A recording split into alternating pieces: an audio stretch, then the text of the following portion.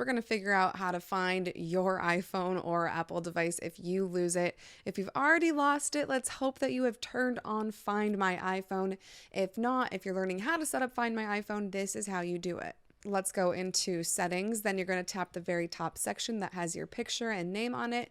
Tap that. Then you're going to scroll down a little bit to tap Find My and make sure everything is turned on in that section.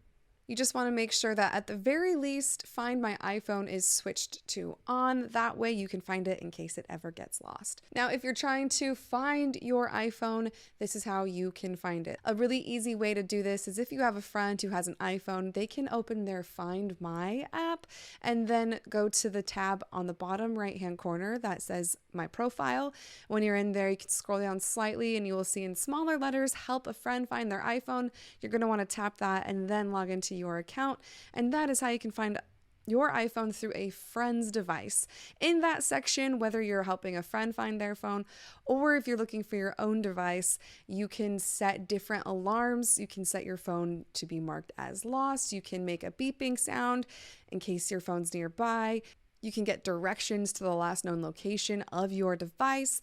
You can also wipe your phone, delete everything off of it. You can set a message on the home screen for someone to call you if they find it. There is a lot you can do on this page during the process of finding your iPhone through the Find My app. Let me know if you have any questions. I'm Sherry, your telecom expert with WhistleOut. Thanks for watching.